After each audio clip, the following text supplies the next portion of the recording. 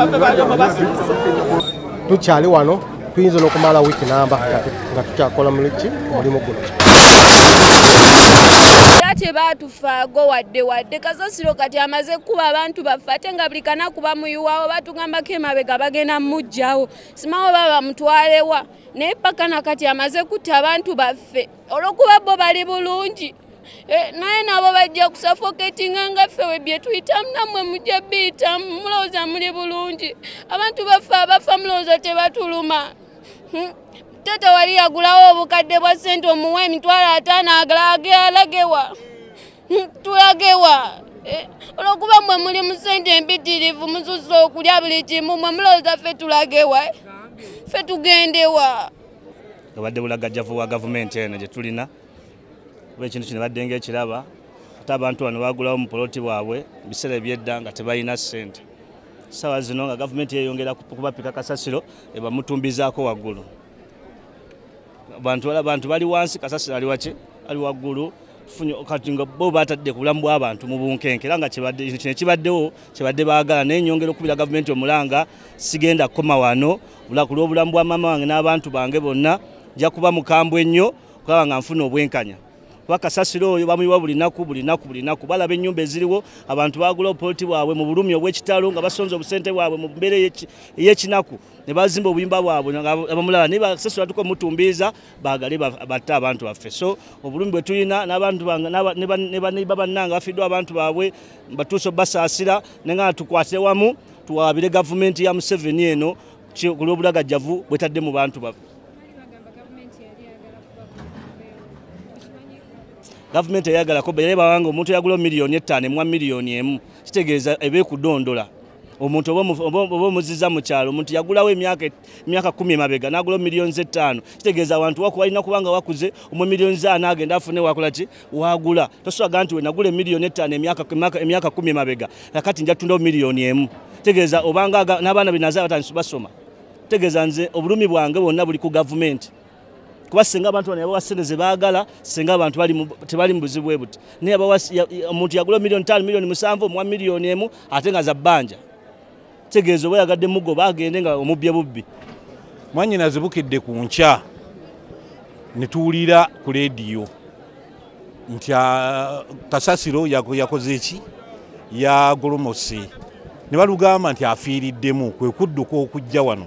Tugenza okujja wano muwala wange yansookeddeko n'agamba kojja maama abadde awonye ate n'addayo mu nnyumba okunona abazzukulu n'abaana be takomyewo abazzukulu 3 n'abaana be 4 era afiiriddeyo omwana we twakafunako omu n'abazzukulu 2 tukyayinayo abasigaddeyo abaana 4 nga kuliko n'omusajja omunene mutabani we. Ennaku zino yatambulako n'agendako n'akomawo naye afiiriddemu mwali abadde ayinawo n'ekiraalo ky'entaawo n'abapangisa be emizigo 6 n'abapangisa nabo basigaliddemu mwe bali mu ttaka. Gyemiranga gino gye tuliko olwaleero luno wano Ekiteezi. Tusaba gavumenti nga bwekoze obusobozi bwonna okujja okutaasa era etaasize eddala etuyambe n'abasigaddeyo baveeyo kubanga bba 4 tubafunye basigadde 3 era baliridda wa Mulago. Kyembasaba amanya agange Bumaali Kalula azaalibwa mu Bulomu Butambala.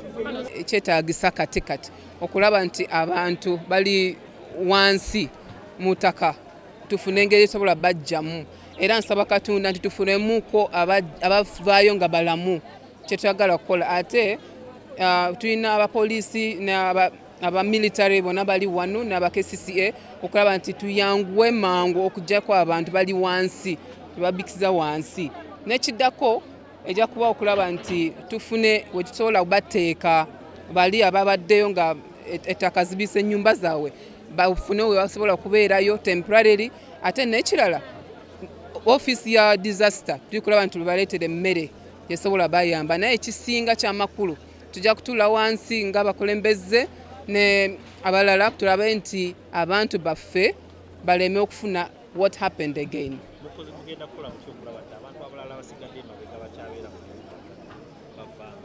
era nze ga minisita wa disaster nikubagamba nti oba olabye nti osobola kufuna obuzibu lwaki osigalirayo era abantu bajja kuvaayo baveeyo bagende bali safe era tukyafuna meeting ne KCCA tulabayo tubabuuze kubanga bane bayina already plan okufuna awalanyi basobola kusuula kikasasiro lwaki baluddeyo ante mpulidde abantu balaba bagamba nti waliwo abajja wano bakola survey ne bya ssente bya corruption era ebintu ebyo byonna obadde oyina kizibu ekyo kyenjagala bategeeza nti President Museveni ensonga za corruption ate nga zizireeta ne zituuka mu kizibu ndala kino era ojja kusasula naye kijagala bagamba nti ffe nga ba leaders tujja kufuna engeri esobola kufuna abantu batwale walala nga eri safe.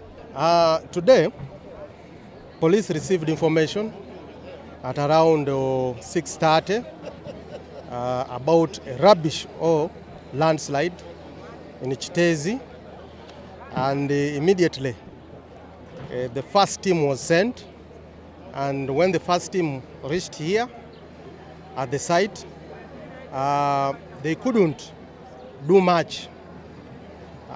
They had to communicate to the highest authority that they need earth moving equipment that can be used to try and retrieve dead bodies that were trapped. And indeed, earth moving equipment were dispatched, and so far we have retrieved the 6 dead bodies.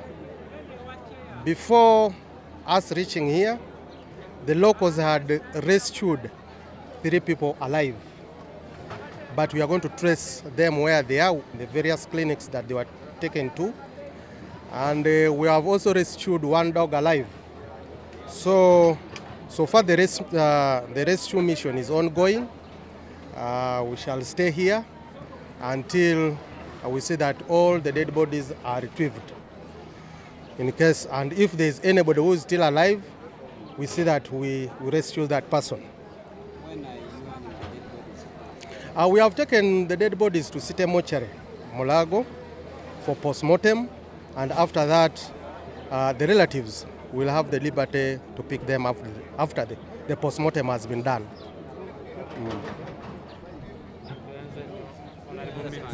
Peter Ali Moses, marketing manager wa Tete Business Solutions. We deal in printing, branding, and general supplies. Tukola signages, tukola corporate wear uniforms, n'ebintu bingi. Bino byonna bye mulaba mu dduuka. Zino samples. Buli kyolaba kyonna tulina stores. Tukola bintu bingi. N'abasinga bamanyi tukola printing and branding only. Naye tukola bingi, tulina departments ezirimu civil engineering, ezirimu installations, mechanical installations, n'ebirala. Tuli located at Lighthouse Arcade behind Charm Towers, C12. Era bw'otuuka ku C12 obupande waffe wonna oba obulaba. Oyagala okulaba ennyimba, comedy oba interview z'abayimbi empya, genda ku yo TV app Bolingo Extra shillings 6 ofune MBs 250 okulaba kyoguze onyumirwe. Amanya nze Nsuuga Mustafa, nkola ne Ali Hila Holdings Uganda Limited. Tuli bakozi ba biodigester wamu n'okuzimba okwenjawulo. So olwaleero tuli waneeno nga tuli nkola biodigester. Ekyenjawulo ekiriwo nti yo eri mu basement wakati okusinziira nga bulijjo abantu mu kiraba ti eno parking lot. So eri wansi eri parking lot eri mu basement. Leero tukoze size y'abantu 5 ng'era erina capacity okusavinga ekizimbe kino kyonna nga wekinaabeera. Waneeno ng'era emigaso gya bulijjo gya biodigester tebagenda kunuunamu. Atwetaaze ku namba z'essimu 07017669992 ne MTN 0789224230. Enamba ezo zonna kweziri ku WhatsApp. Morris Cakes and Events Limited bakola cakes eza birthday, okwanjula, baby shower, bridal shower, mu buli design yonna gy'oyagala, traditional cakes n'ebika ebirala. Kosa n'okutegeka emikolo ne girabika bulungi. Basangibwa wa Kaliga okumpi n'akatale k'aba veteran ku namba z'essimu z'olaba wansi awo ku call ne WhatsApp. Kola order cake kutuukako yonna gy'owangaalira.